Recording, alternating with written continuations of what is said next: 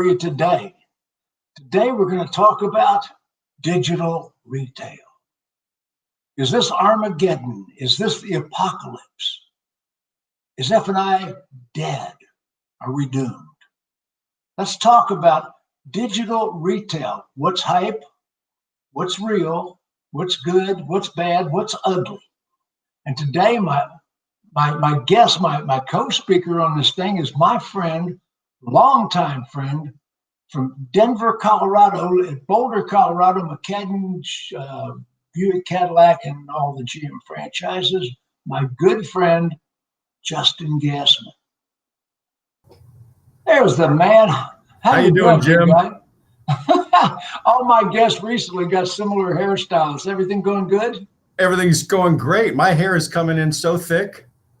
Now, you are an F&I director and you're one of the most premier F&I directors in the universe. You're one of the best. And I wanted to bring you on and talk about digital retail. You know, recently, the lead model has died. You know, I mean, it's amazing. Technology has been predicting the demise of the car dealer forever and ever and ever. I remember when TrueCar first came around back in 2012, thereabouts, when Scott Painter said that the car dealers were in a death spiral, the death of a salesman. And lately I'm hearing that again, that technology is going to replace the car salesman, going to replace the F&I manager, going to replace the sales manager. You know, we're just going to be big warehouses for the digital retailers, and we're going to keep the cars and they're going to sell them.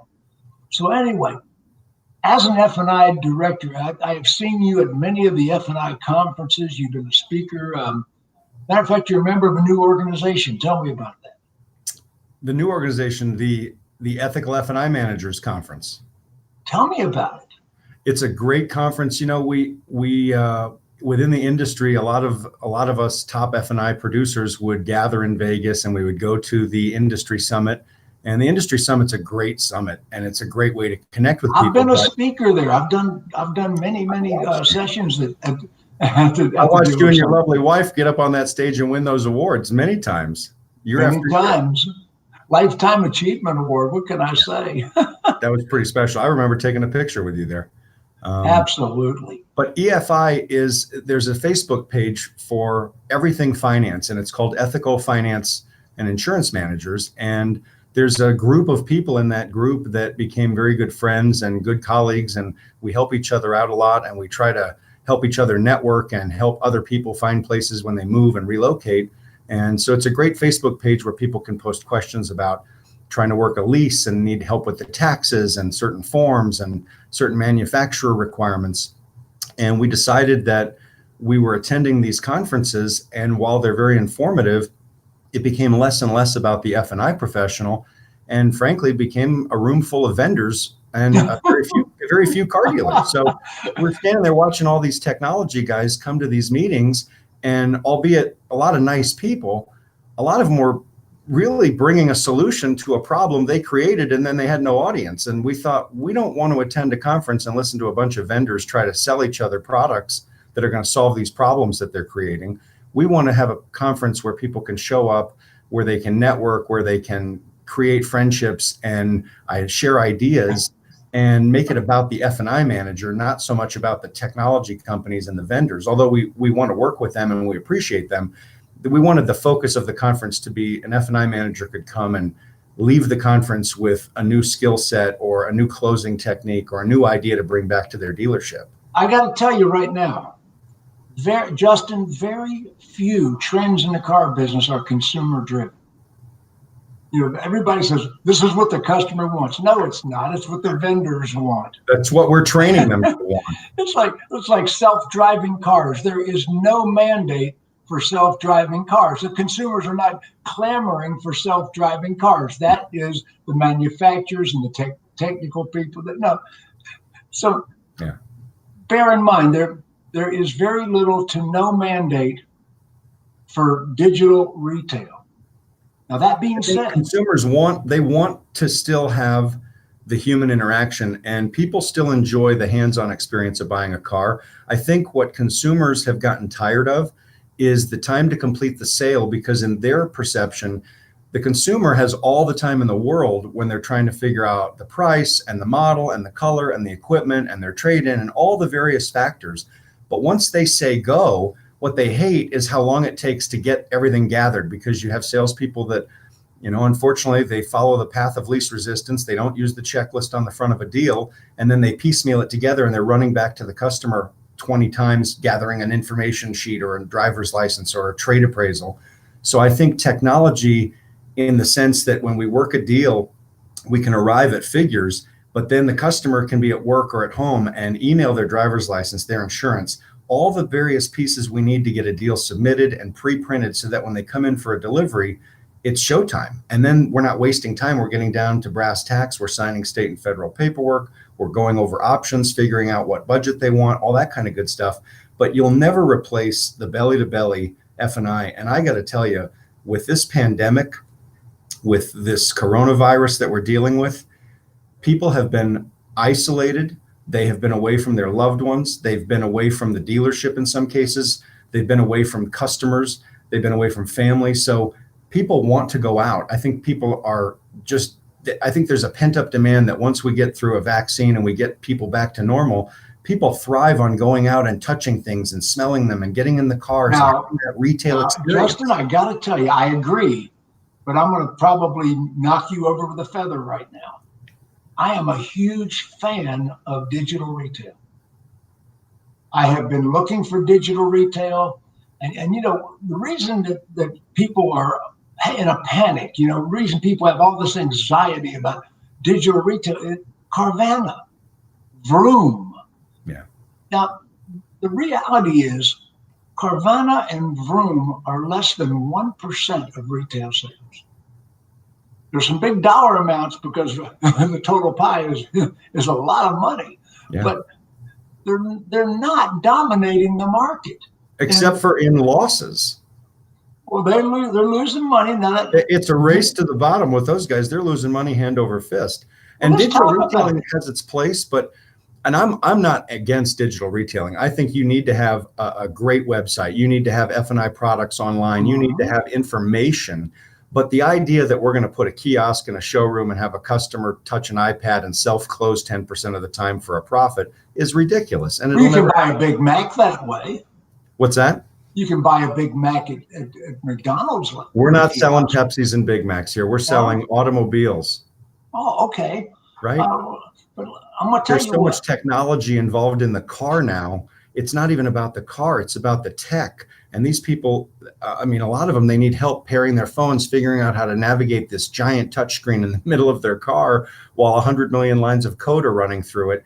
That's where they need a human being. They're not going to be okay with pushing a button. And I'm a realist, and I have, in 46 years in the car business, I have changed with every new wave of the future.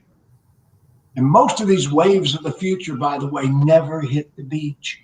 I'm going to tell you right now. So I have adapted, I have changed, I've modernized myself, I've stayed relevant. And I'm going to tell you, whether you and I like it or not, digital retailing is coming. It's going to happen.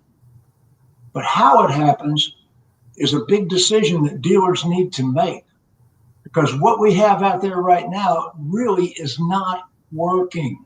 Right. Now, by the way, the hype and the bull crap that we're being spoon-fed is not the truth. Now, granted, digital retail is a good thing. I like concierge sales. I've been trying to get dealers to go closer to concierge sale, home delivery. Mm-hmm.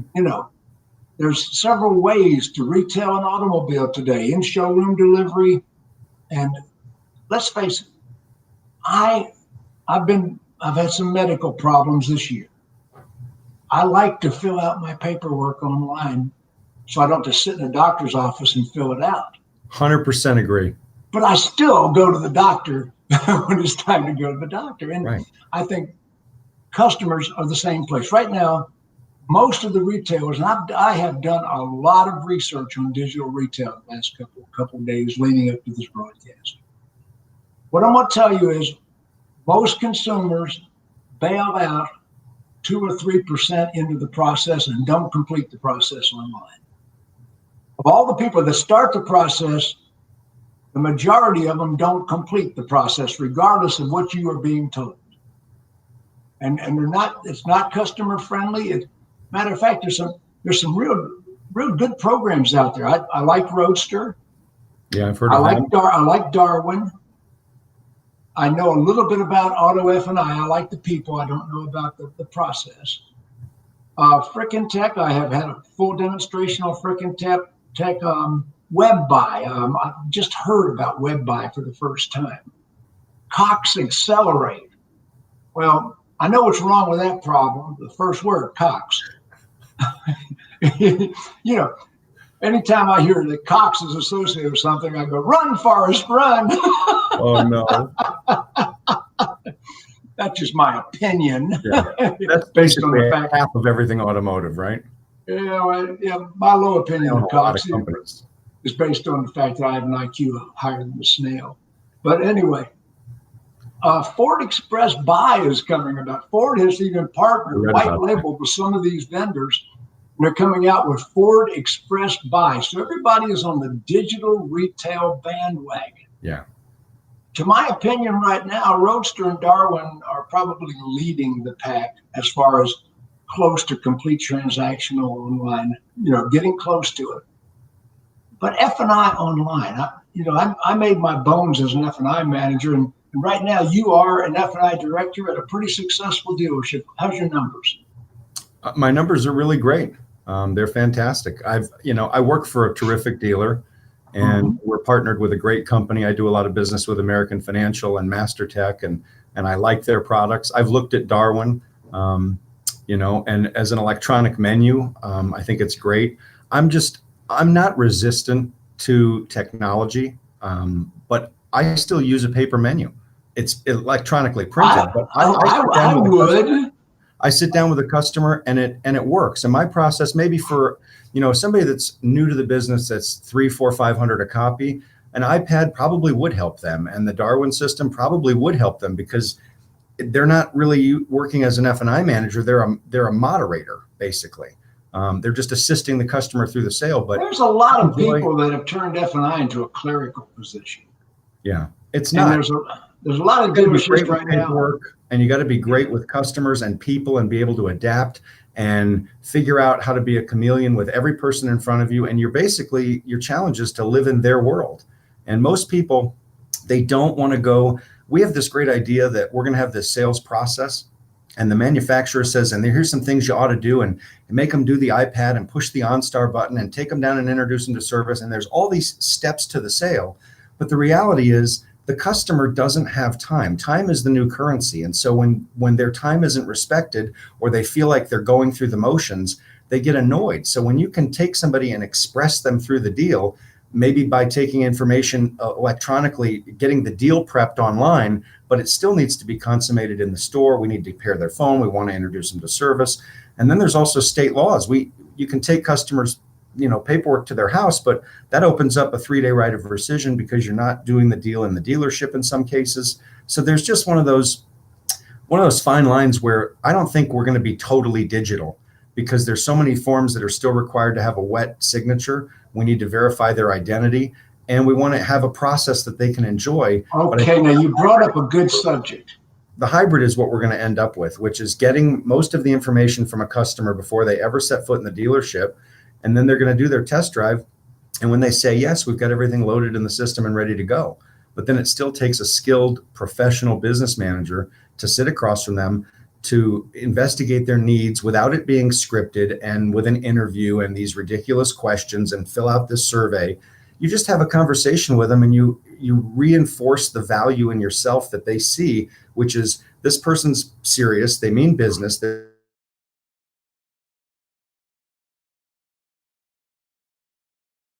But then there's also some items that we're going to share some information with you about. And then if it's okay with you, we're going to figure out your budget. And then we get right down to business. But when you reassure a customer that's busy that you're the fastest guy in the store and that you're the expert, they have a sigh of relief because they realize they're dealing with a professional. And that's where the technology can never compete. the technology can prop up weak producers and help people with weak processes. But if you're a professional, there's nothing that can replace sitting down with a customer, printing out a menu, having a conversation, and settling on some figures and some protection options, and then getting them out of here. Because that's what they want. They want to get in and get out, but they don't realize how important that part of the process and the entire deal is, because the decisions we make are the ones they have to live with for the next 6 or 7 years, and how they're protected and how it's financed and so forth. What I've been told, and I've heard the vendors pitch. I've taken some demos from some of the vendors that are selling this. Yeah. And I've got to tell you, they're saying, well, your F&I numbers actually go up. Yes, if you are doing a crappy job, your crappy numbers with vendors will probably be less crappy than your current crappy numbers. Yeah, that's not winning. That's degrees of losing. If you have a decent F&I manager, none of these platforms are going to perform who you have financially, not by a fraction. Yeah. And I know your numbers. You've got some of the highest F&I numbers in the country, and they're very legitimate. And I have asked a lot of people recently, how's that working out for you? I was talking to a dealer not 1 hour before this broadcast, and he's a multi-store chain, and he was telling me, one of the general managers, well, we're going to let salespeople perform F&I in some of our stores. That is such a weak posture. And, well, Walzer does it. I guess he does. Okay. Let me tell you something. Think about the compliance. Think about the Pandora's box of compliance issues.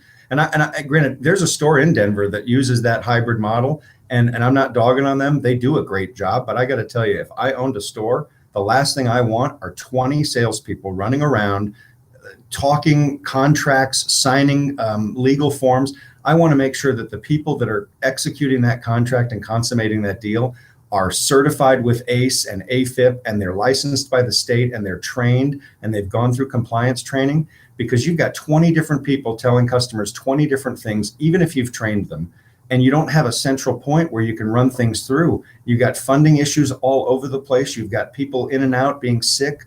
I think it's a terrible idea. The salespeople need to do their job, and then the business office needs to do theirs.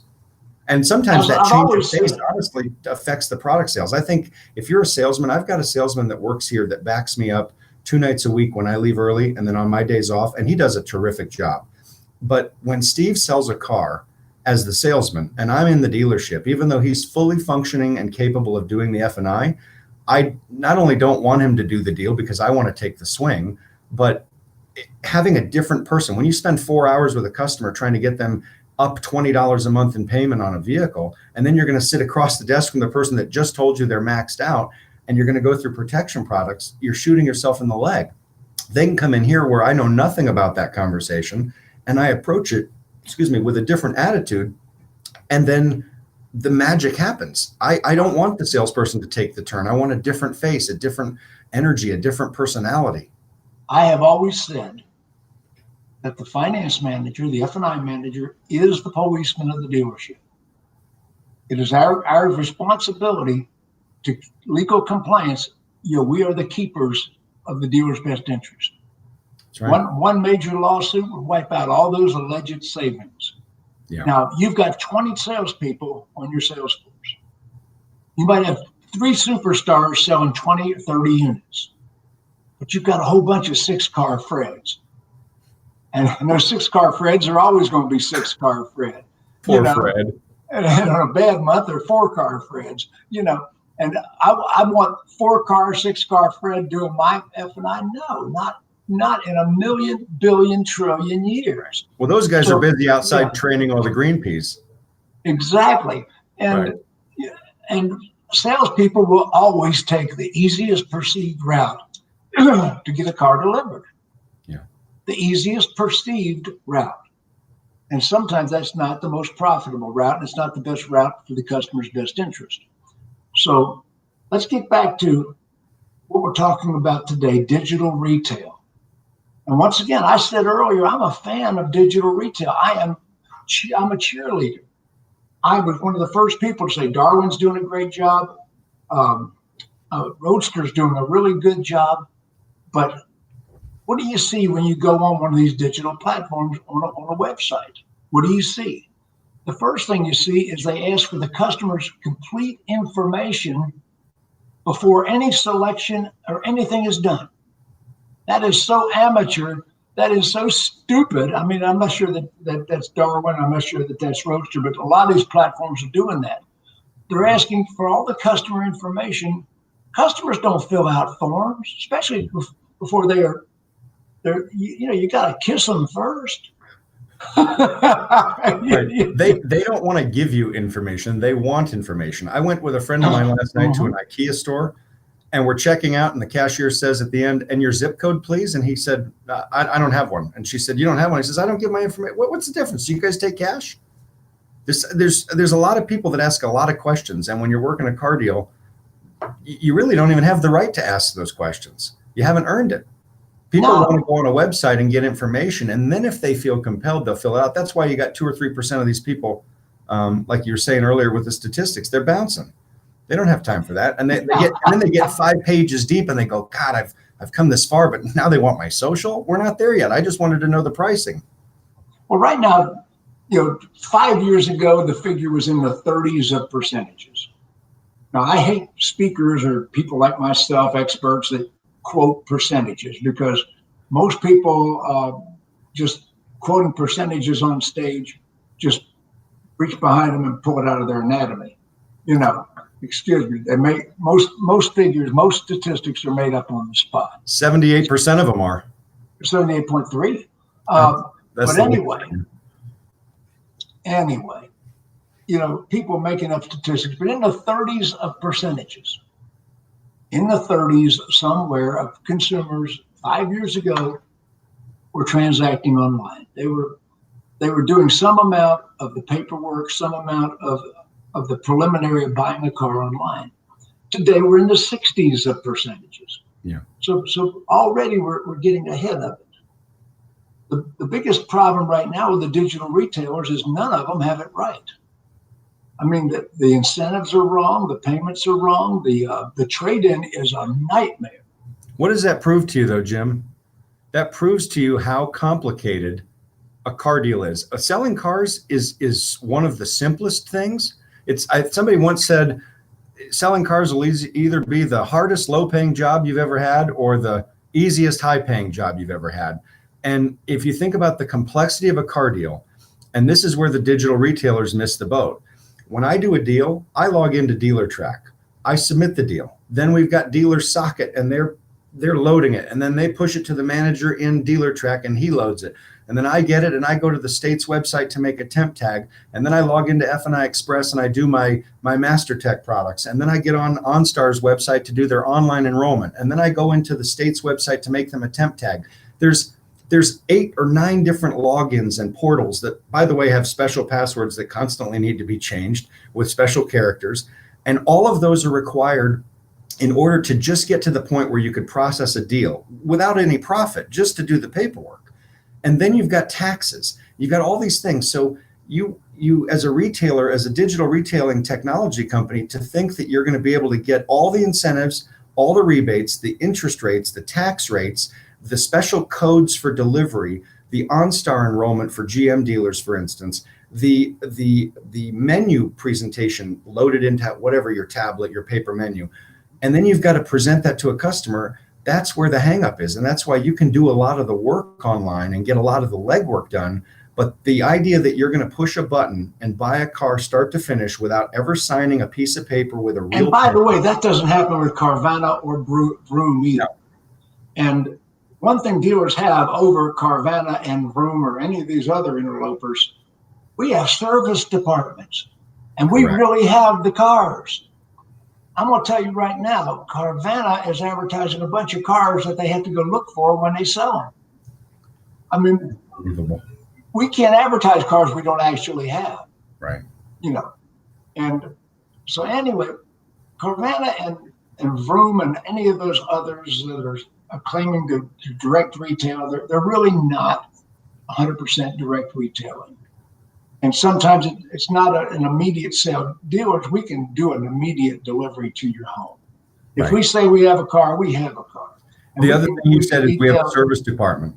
There was a customer that came into my store probably 6 months ago, and bought a car, and they were kind of relieved when they were in my office. And I asked him, I said, what made you choose this car?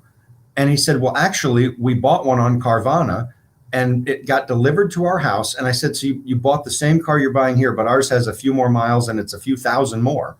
And he says, I bought the car from Carvana because of the price, and the guy delivers it to the house. And when he's taking it off the big truck to deliver it into the driveway or whatever, the battery in the car that they were purchasing, I guess, was dead.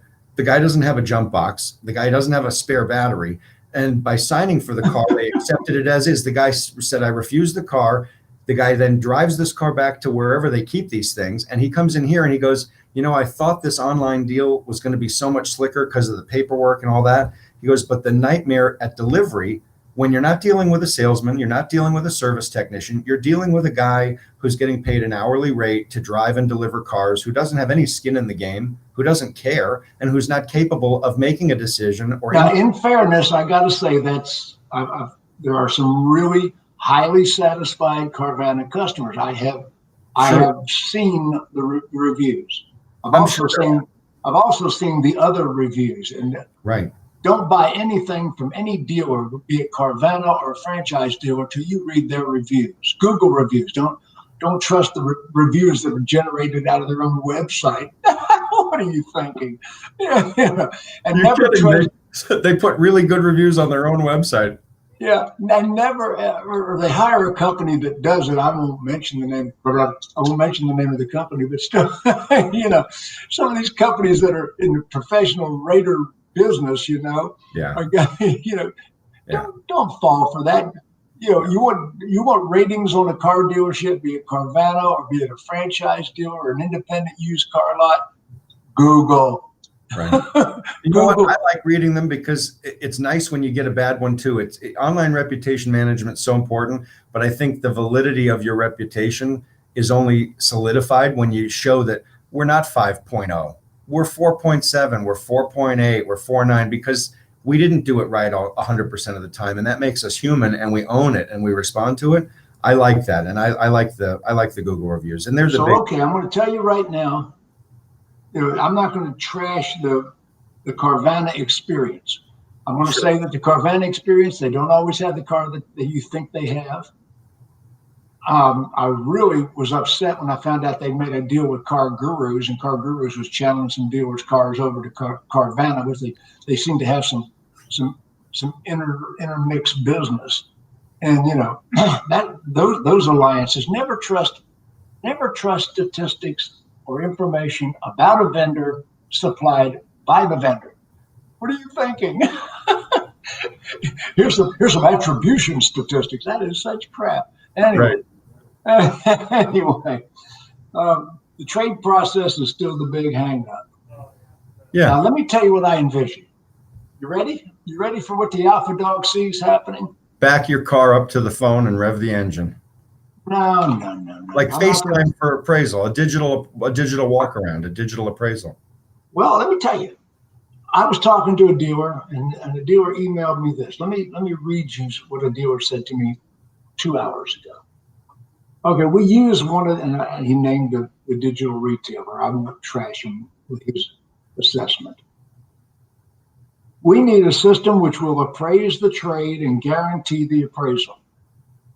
Submit the credit app and obtain approval while the client is filling out the app online, and electronically generate the docs so the customer and client can check out. If not, it's not digital retailing. They are just fancy payment calculators. Wow. You know what? He's probably that's a dealer using one of the services. We're not at the point where you can digitally retail. If we were selling widgets that I could advertise on a website, people could read about, and they could click and go add to shopping cart, here's my Amex, have a good day, that's 100% digital retailing. They saw it online, they filled it out, they clicked a button, and boom, Amazon dropped it in their mailbox. We're not selling widgets, we're selling automobiles, complex automobiles that have so many moving parts, not even just in the car, but the car deal. So the once again, we can say that. But whether we like it or not, it's coming. Now, how are we going to roll with it? How are we going to adapt to it? we could, it's not good. We could scream that to the rooftops, but guess they've been what? saying this for 15 years, Jim. It's coming. 15 years. It's coming. It's still remember, so it's Christmas. I remember when the biggest technology I had in the F&I office was a fax machine. Holy cow, it'll send the app to the lender. Oh, look at this, a fax machine. I thought you said you had a Wang, was it a Wang machine? No, it was a Coin F&I machines. There was 3 brands, Wang, Coin, and Oakleaf. Which one had the vents in the back? Oh, that was the Coin machine, the one that I had the customer talk to the vent. You'd have them talk to the lender. That line goes all the way out of the printer, all the way over to GMC. Let's see what they said. Okay. Well, in the day, we could make customers do push-ups to qualify for credit life insurance. Those days have changed. Okay. You made them do 100 one-arm push-ups. Okay. Listen to this. One of the dealers told me, we signed up for, he told us the name of a digital retailer. Yeah. We signed up for the digital retailer, and they told us they were FCA approved. We gave them a big check. We had a kickoff meeting. We trained everybody. But FCA had not approved them to be on our website. We fired them, parted ways, got our money back, and never heard of them until today when you talked to me. Interesting. I mean, so never exactly believe information supplied by a vendor about the vendor, especially statistics or attribution. It's all crap. But anyway, my opinion. Well, they're selling. I mean, and did you hear me say my opinion? Yeah, in your humble opinion. My humble opinion. I could be wrong. I'm not. Okay. Now, what do I see coming? Where are we going to go with digital retailing? Do I like Roadster? Yeah. Do I like Darwin? Yeah. Do I like F&I Sorter? Frickin' Tech, I'm not sure. Web Buy, Cox, Accelerate. It's got the name Cox in it. You know how I feel about that. So, and what do we see happening? Well, first of all, what I like about Darwin, and I've gotten the Darwin demo. What I like about Darwin is let's say we're going to stop fighting the fact that they're here. They're going to be here. I mean, let's roll with it and let's get enthusiastic about it. Okay, they first of all let you work the deal remotely. If you have their full system, because I believe Darwin's an electronic menu, but if you have their full system, it'll ask questions, make suggestions, that sort of thing. You can work the deal. This is the Ziegler thinking. The salvation of F&I and the salvation of the F&I manager is going to be Zoom or something like Zoom. It's going to be. It certainly helps. It's going to be video conferencing with the customer with the ability to present online. When that customer shows up on the website, instead of hitting a chat button, they get a video of a representative like you and I are looking at each other right now. Yeah. That representative, would you like me to guide you through the process? How can I help you? That's where I can see that they should be evolving, where a representative guides the customer through the process. Jim, we can take them to the Darwin menu. We can take them to Roadster. We can take them to Auto FI. We can take them to wherever we need to take them. And the human being can guide them and advise them through the process. Now, I said 20 years ago at the NADA convention that we need to merge management positions. Most sales managers learned their job by watching somebody that got fired. As an F&I manager, and that's where I made my bones. As an F&I manager, when I was setting records, when I was in F&I, I had more schools, more skills, more specialized training than anybody in the dealership. I am the guardian of the dealer's best interest and compliance. Who better than that melded manager? Right. That manager who is a sales manager, F&I manager, which, by the way, that's the CarMax formula. Oh, really? Their managers do the entire deal in one sitting. Got it. And I like the way you trained it.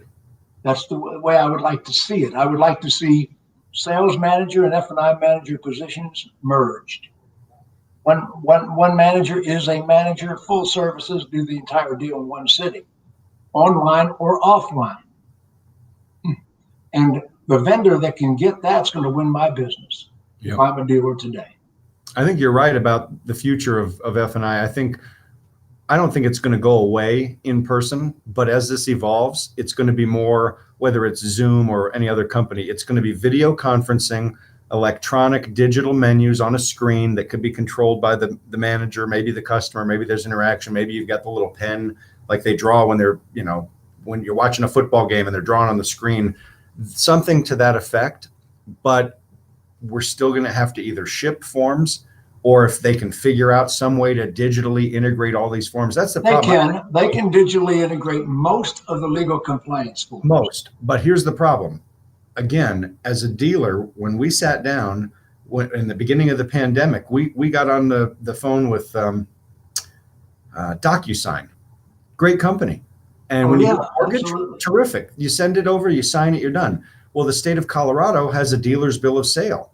And unless something's changed that I'm not aware of, I still have to have that original form signed. And so I say, if that original form can be signed on delivery and pre-prepared, we can have some pre-prepared paperwork that the customer initially filled out the starter package.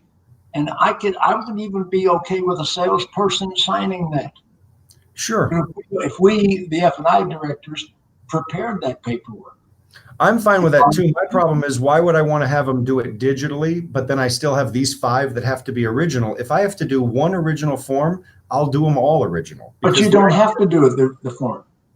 The salesperson or the delivery person, the delivery manager, can do the form. Right? That frees up the finance time. And sure. And it would say we delivered it at their house. A company that can do what they say, which is, if you want to take this thing all digital, then let's go all digital. But this idea that it only pushes and pulls and integrates this much, but then this doesn't, and you still have to manually do this, it's hodgepodge. We need something that does the whole thing. You go to one website, it fills in all your logins, everything's dialed in, everything integrates, and all the information pushes and pulls. I'm a big fan of that, but the person or company that creates that, they're going to be the big winners. But they're going to be the big winners, as my friend Tony D pointed out in the sidebar. Tony D said, how many states still require wet signatures? Well, a number of them do. That's why the digital retailers are not legal in all states. It's all the entities that need to come together to purchase a vehicle: the state, the city, the county, the manufacturer, the insurance company, the bank, the dealer, OnStar, XM Radio, the warranty company. I mean, you're trying to put 20 different companies together where every letter has to be correct, every penny accounted for, and it's all got to go through. And unfortunately, some of these companies and places don't communicate with each other. I know that's an absolute fact. They do not communicate with each other. But back to the main point, digital retailing is here. Yeah. It's not going to go away no matter how we protest. So now we got to learn to adapt and roll with it like we always have. I'm a little older than you, a lot older than you. I got underwear older than you. Anyway. Somersaults, that's how I roll. Yeah, I got underwear older than you. When the first technology vendor came out of the ocean, I should have kicked it back. That was in 1982, right? You were starting over again. Yeah. Again. Yeah, 1982. Yeah, it's amazing. First of all, the internet is the worst thing that ever happened to the car dealers. The worst thing that ever happened to us was the internet, because it put a bunch of vendors between us and the customers that would have bought from us had there been no internet. If there wasn't any internet, those people still would have bought cars from us, and it wouldn't be a bunch of vendors siphoning off our profits in between us and the customers, stealing our customers and renting them back to us. And then charging you a referral fee. Yeah, charging you Google. I got your Google right here. Right. Yeah, you want access to my DMS? Hold, please. Yeah. Anyway, I like the idea. I use a lot of Zoom conferencing. I hardly ever make a phone call anymore than I'm not on Zoom or Google Meetings. And I think that concept can be used with the F&I manager directly, and especially with the way Darwin is set up. We can definitely transact and guide the customer through a process with a friendly face. Yeah. Because one thing the video does, you and we're here on video right now, and I pioneered video in the car business. I was teaching video at Digital Dealer 2. I mean, when nobody was using video, and I found my protege, Elise Kephart, and I brought Elise Kephart. Well, her dealer still hates me because she quit the dealership. Now she's on the road consulting. But I had Honda, right? What's that? Was she working at a Honda store? She was working at Sunset Honda in California, and I had her speak at one of my digital dealers. One of my internet battle plans, one of my conferences. Yeah, she spoke at one of my conferences, and the next thing you know, she's left the dealership and she's out there consulting. I'm going, I didn't intend for that to be the way it turned out, but it did. So anyway, digital retailing is going to evolve. Video humanizes us. We become people when people see us on video. Dealers become people. That's why Elise Kephart is so successful, because she teaches dealers to use video in their BDC. Yeah. Well, why don't we use more video in our F&I with the new digital retailing that's coming to pass? And I'm saying use Zoom, and they need to incorporate Zoom or something like Zoom into every one of their platforms, because these people do not know what they're doing completely. Yeah. And they're claiming that deals. They claim that profits are increasing. Well, let me tell you what, digital F&I is only increasing if you've already got a crappy F&I department. Your savior. It's a tool. And so when I get a customer that's out of state, the old school would be pick up the phone and call them. And the least talented guys, hey, do you want any of these things? No, great. Let me print the paperwork. I like to take a swing, even if it's digitally, when somebody's from out of state and we're going to be, wire transferring the money. Before I print the paperwork, let me do a Zoom call, or I can FaceTime them, or do a Zoom or FaceTime. Absolutely. Google Meetings. Yep. There's ways to do that. You could share screens on Zoom. I mean, think about it. You could present the Darwin program or the Roadster any of these programs if they make the adjustment to video. Yep. And it's got to be email them a menu. I do that in person. I'll save the menu electronically in a PDF. I email them the link to the Zoom with the PDF, and then they're printing it out or they're looking at it, and we're literally having a conversation through the computer, and they're looking at the same paper menu, and I'm walking them through it as if they were sitting here. I went through a presentation the other day that chilled me. As I mentioned, back in 2012, thereabouts, Scott Painter was founding TrueCar. And he said, this is the death spiral of the car dealers. This is the death of the car salesperson. And he meant the death of the dealership. And truthfully, I saw the writing on the wall, and I took a demo from one of the vendors recently that's doing digital retailing. And the man who was presenting the demo to me told me that we can completely replace the F&I manager and the sales manager with his platform. We could basically just put a pad in the customer's hand while they're physically at the dealership. And the customer will buy the car themselves, and the sales conversion can go get the car ready. I mean, that's what they're selling to the dealers. You can fire the F&I manager. You can fire the sales manager. You can fire the guy running 300 a copy, because now the tablet will run 500. Exactly. And, all you have to do is hire a bunch of monkeys with notes in their mouth, and you can sell 500 units a month. Call them product geniuses and give them iPads and name tags. It'll be great. When I saw that demo the other day, I said, "Oh my God, we're going to fire the sales manager. We're going to fire the F&I manager. We're going to hire a bunch of minimum wage salespeople that step up from supersizing fries." It makes sense if you don't think about it. We're going to sell $30,000, $40,000, $50,000 items. These people have no concept of what really happens in a dealership. Right. And what happens after the sale when you come back and the customer has questions? Who are they supposed to talk to? Or do they just email somebody? Exactly. So anyway, once again, because Salespeople are pushing the in-home delivery before the customer even mentions it. I am huge on in-home delivery, especially with COVID. Mm-hmm. I think the touchless delivery, I buy my pizzas that way. Yes. If you can deliver a car to me and I don't have to touch you, that is wonderful. And we make it a point not to touch our customers. I'm a cancer survivor, and I'm a high risk for COVID. We are under strict lockdown. We even have our groceries delivered here to the house. My wife and I are not going out for anything. Your beautiful F&I conference in the spring, I hope you have me deliver a keynote on the big screen.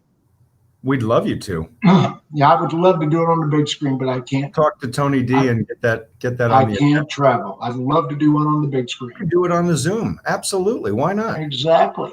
But anyway, I want to see digital retailing come of age, what I call concierge sales. Yeah. And all of these companies have the right idea and the wrong motive.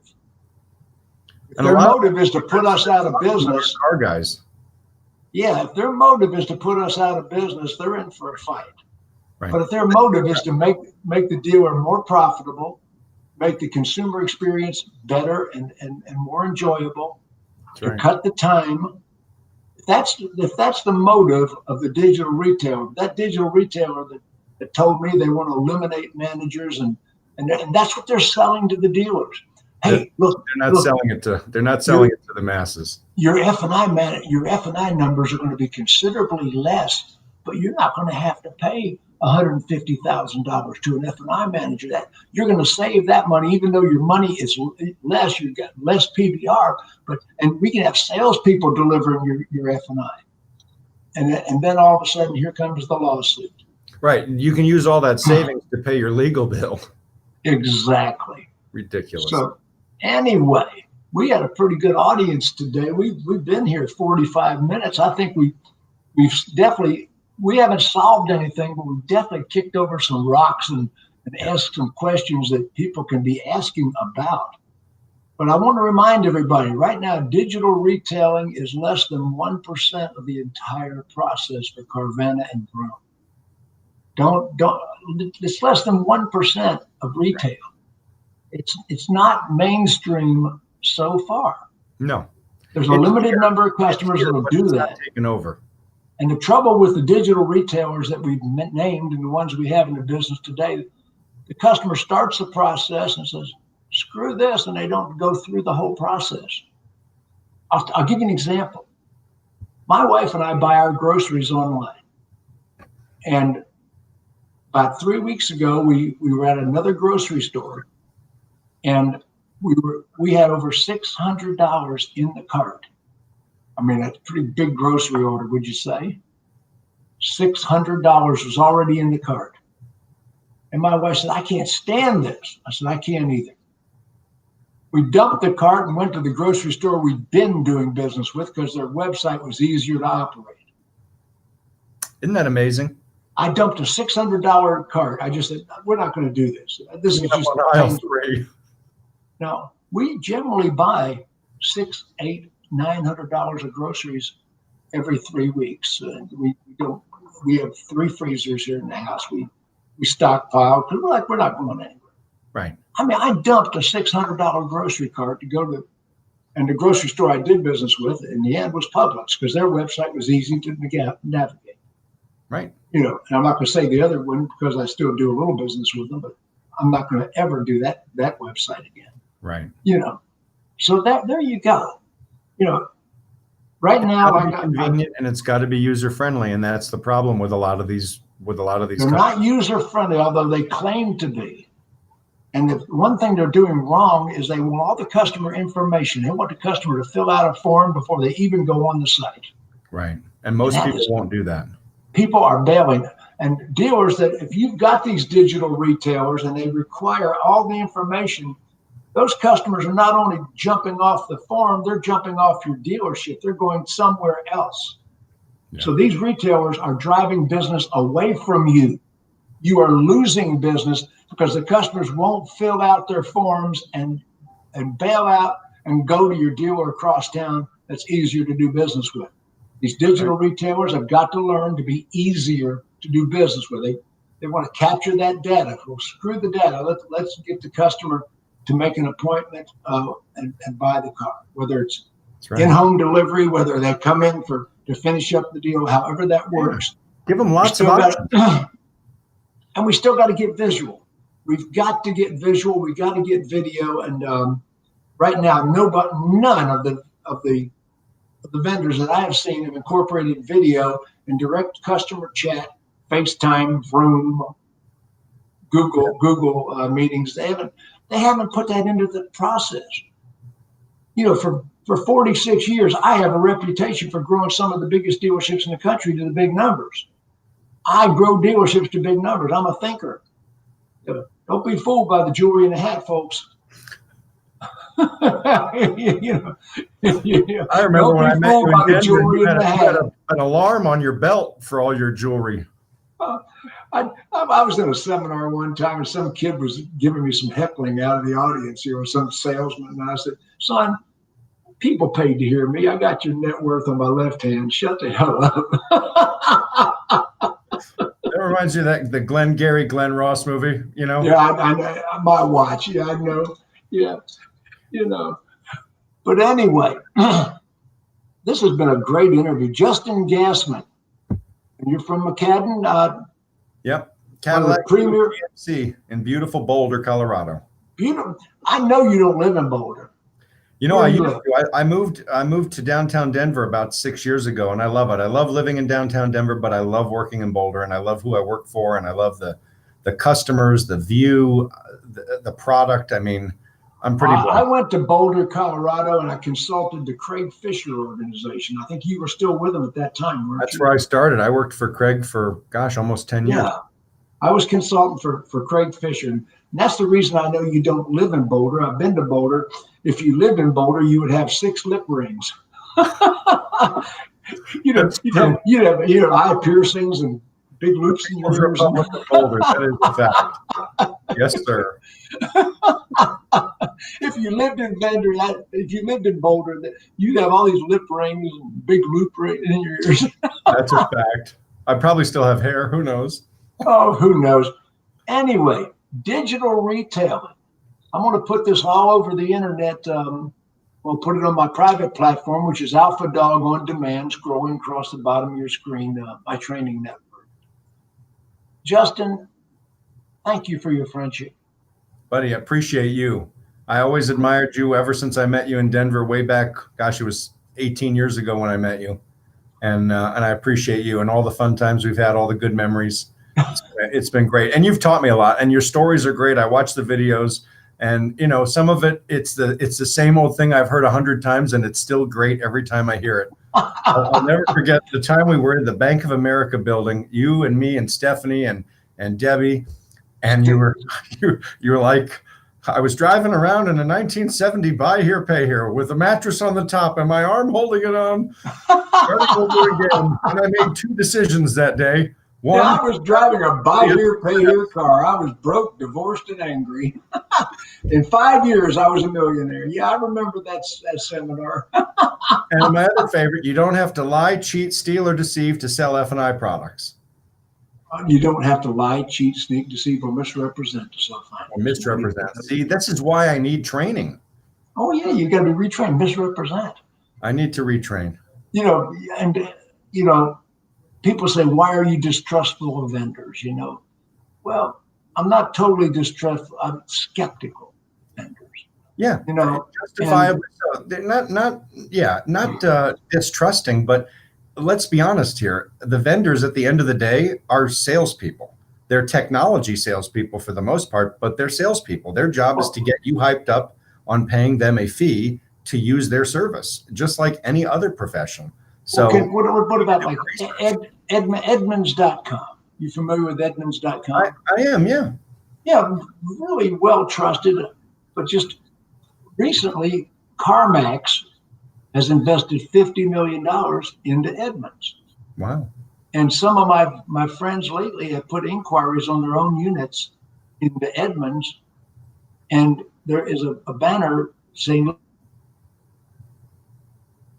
let CarMax buy your car Interesting. on the callback from Edmunds that a customer would receive on a fake lead. Oh, fake leads. Maybe this is big tech censoring us. Who knows? No.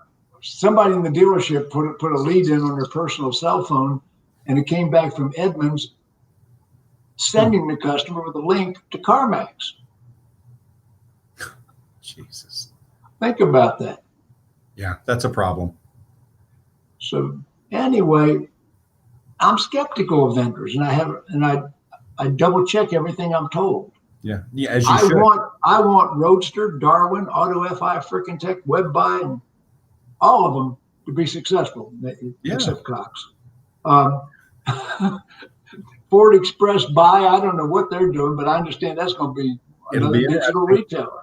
And you know what? And if it works and it works well, I'm sure the other manufacturers will jump on and copy it and change it, and and everybody will go that way. That's how this is going to work. Listen, big guy, you are loved and appreciated. You've been a great friend to me for, I'm going to say 20 years. Almost 20 years. Close to it. And, yeah. People say, Ziegler, how long have you been around? I've been around 46 years. People say, damn, you're immortal. Well, I don't know that I'm not immortal, but I haven't got there yet, so maybe I am. That's a fact. I'm glad you're safe. I'm glad you're doing well. Hang in there. Take care, big guy. You too, buddy.